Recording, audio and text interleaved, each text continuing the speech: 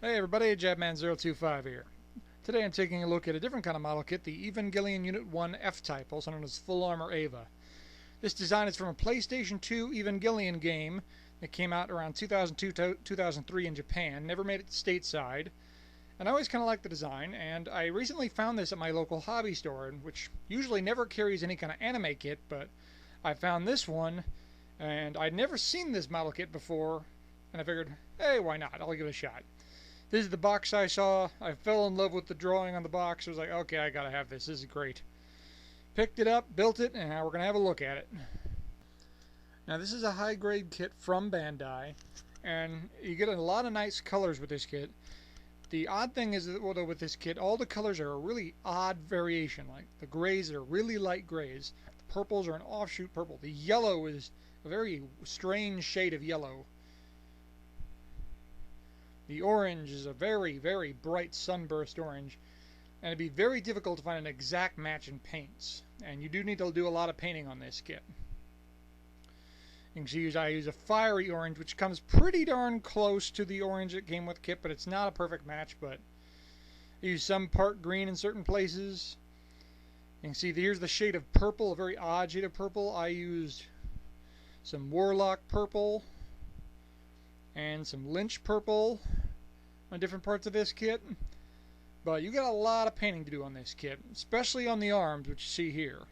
The left here, this is a fully painted arm. You see you got orange in there, whites, purples, different shade, the Warlock purple, and here you see the non-painted arm.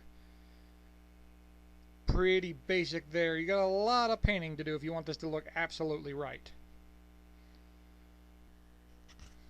Now in terms of the torso, you have some painting to do on the chest plate there. You need to add some purple, some orange, a little bit of black.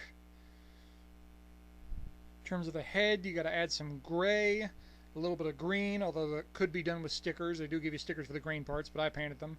Back of the head, gray again.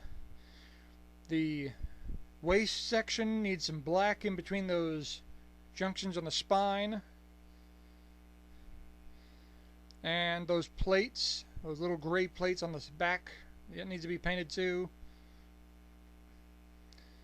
Feet aren't anywhere near as bad as the arms or the torso for that matter. You don't got a whole lot to do here.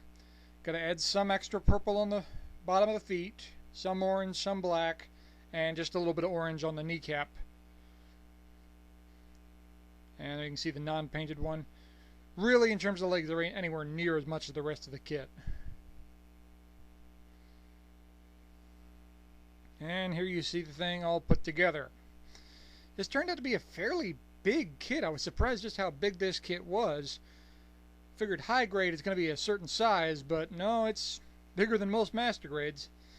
Example is the RX-78-2. You see he's got a good head and shoulders over the RX-78-2. This is a fairly big EVA kit. Now, accessories. You get two knife blades, which I'm not a huge fan of these. And said knives can be stored in the shoulder compartment, but problem being, as soon as you close it, they want to slide out the back. If you hook them in just right, they'll stay that way, but not for long, so not a huge fan of those knives. You get a little Rei and Asuka. No love for Shinji again. But those need to be painted if you want to. You get a plug with a very, very long cable, which is nice. Usually when you get the cable, they're really short ones, but you get a really nice long cable to play with here if you want to use that. In terms of hands, you get two fists, two open hands, and two gripping hands, and those separate into two pieces to hold the bigger weapons. And yes, you have to add that little part of orange on the hands as well. Now the big weapons. You get two really nice weapons. First is this double-bladed chainsaw, which is just nasty looking, and nasty in a good way. You do have to do a lot of painting on this. Each individual chainsaw tooth has to be painted. You have to add that green and black lining on each side, and a little bit of green and the handle section, but This is a nasty looking weapon. Again, nasty in a good way. And the second weapon you get is this sucker. In the guide they call it the AW Mastema. I like to call it the Devil's Multi-Tool. This is a combination battle axe. You see this sucker is loaded with blades, which I repainted silver. They originally came gray. A cannon. You can see the cannon barrel running down the center. And you can see 2 ammo packs, one at the front and one hidden under here. And a missile launcher. You can see those orange missiles there. There's a decal later, it says N2 missile. If you remember from the series, an N2 mine, well, that's the missile variation.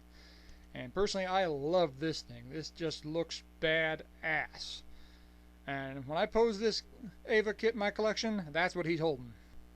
Now, in terms of stickers, you get this sheet here, and in the guide they actually had some dry transfers as well they showed, but I never got that.